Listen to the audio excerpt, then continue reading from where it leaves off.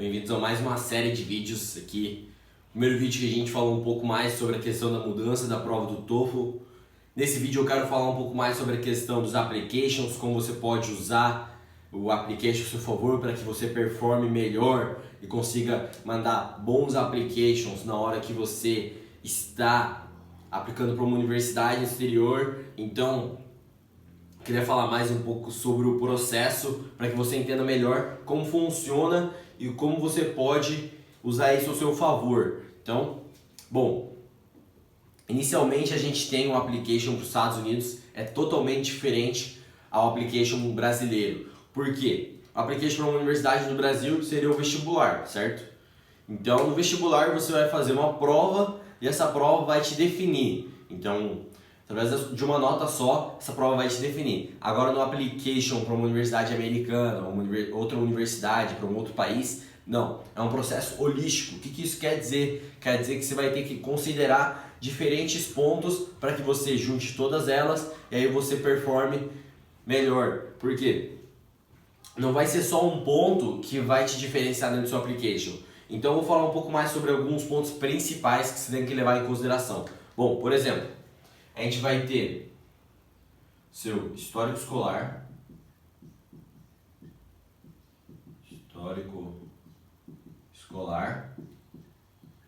aí você vai ter mais um outro ponto, que é, além do histórico escolar, você vai ter o SAT ou ACT. O que seria o SAT ou ACT? SAT seria o vestibular americano, então o ACT seria uma opção além do SAT. Então, ou você faz o SAT ou você faz o ACT, ok? Aí você vai selecionar qual você quer fazer. Então, você vai ter também a prova do TOEFL. Você tem até alternativas para o TOEFL, que é o IELTS. Existe a questão das cartas. Então, você vai ter de recomendação. Você vai ter, além das cartas de recomendação, você vai ter as pessoais. E aí você vai ter a questão das atividades extracurriculares. Bom, coloquei aqui 5 pontos, que esse quarto ponto dividido em 2, eu vou falar um pouco mais sobre cada um deles. O que acontece? Existe aquele perfil de universidade que ele vai querer de você muito boas notas, um bom SAT, então você vai precisar de um bom GPA, um bom SAT, um bom TOEFL e só. O que acontece? O histórico escolar são suas notas em média, então assim, vai ter números lá. Média 9.0, média 10. Então, vão ser médias. Essas médias, elas são transformadas em uma outra média, uma média americana, vamos dizer.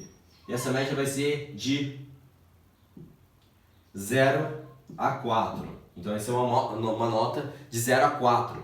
E aí, o que acontece? Você vai ter aqui esse perfil de universidade que vai querer de você um bom GPA. Então, vai querer que você seja um bom aluno dentro da escola. E ele vai querer de você também que você faça um bom SAT, que seria o vestibular americano, onde eles vão te perguntar sobre como funciona, como que é o seu inglês acadêmico, né? Você vai ter que ler passagens de texto, você vai ter que corrigir o inglês gramatical dentro do texto e também você vai ter a parte de matemática com sem calculadora e aí você também vai ter a redação, que é opcional. E aí o que muda do SAT para o ACT a princípio? O que muda dentro dessa questão dessas duas provas seria literalmente que a prova do ACT vai ter a parte de ciências e também que o SAT é um pouco mais direto, beleza? Então o SAT vai te pedir uma coisa mais direta, o ACT vai te pedir algo com um pouco mais de raciocínio.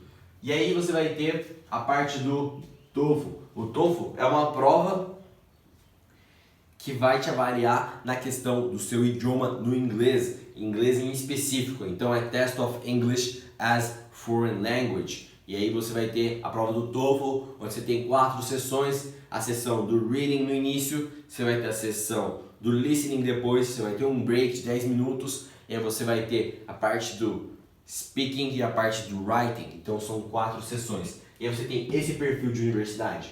E aí depois você vai ter um outro perfil de universidade que vai te pedir, além do GPA, vai te pedir o SAT, vai te pedir TOEFL e vai te pedir também cartas de recomendação.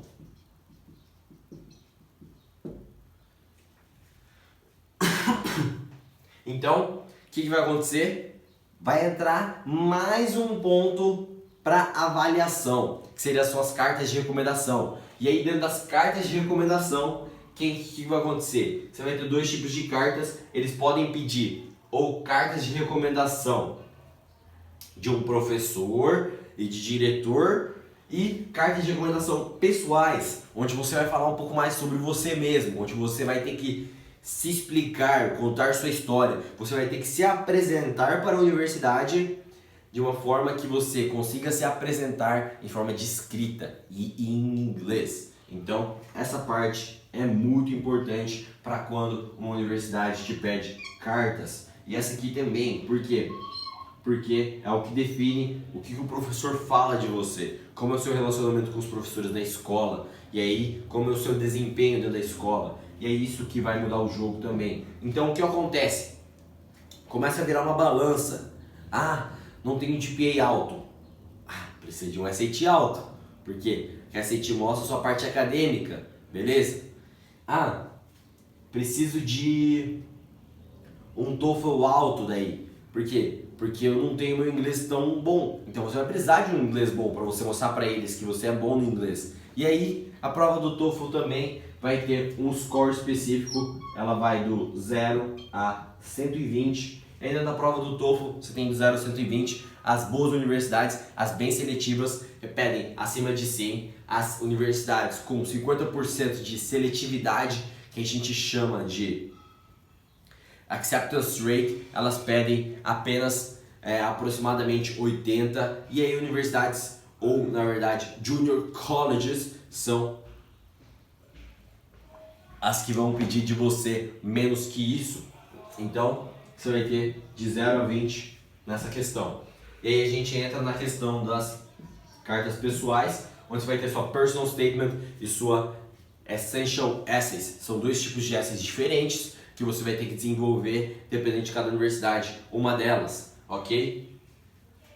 E aí entra o outro perfil de universidade, que é aquela universidade que vai te pedir, além disso tudo, ele vai te pedir mais atividades extracurriculares.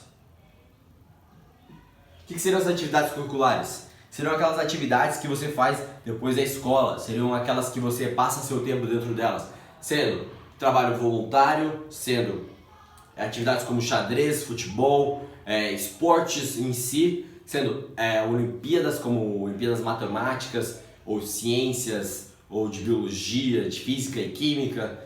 E aí você também pode participar de ONGs, ou também você pode ter tanto projetos pessoais mesmo, que você pode considerar como atividades extracurriculares, e aí você vai ter essa questão entrando também dentro dessa balança. Então você vai ter principalmente 3 tipos de universidades, e aí você vai ter 3 perfis de applications. Além disso, a gente vai ter mais um perfil de application, que a gente pode dizer que é um 4º perfil. Esse 4º perfil seria um pouco menor, menos seletivo, que seria só pegar GPA e TOEFL. O que essas pessoas querem com você? Elas querem ver se você foi um bom aluno e se você sabe falar inglês. Então, TOEFL.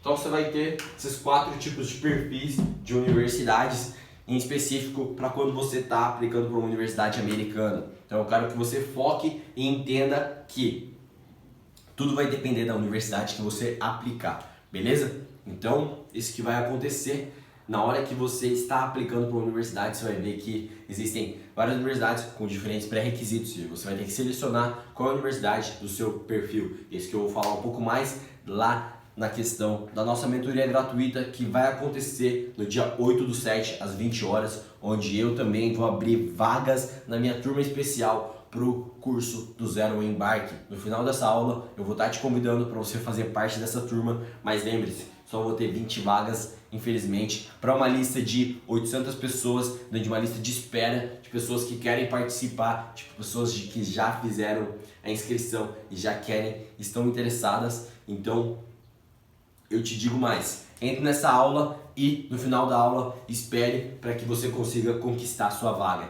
Então é isso, te espero lá 8/7, lá na minha mentoria gratuita, e espero que você tenha gostado desse conteúdo. Se você gostou, manda um comentário lá embaixo, aqui no YouTube, beleza? Valeu! Esse foi mais um conteúdo exclusivo para vocês. Tamo junto, pessoal!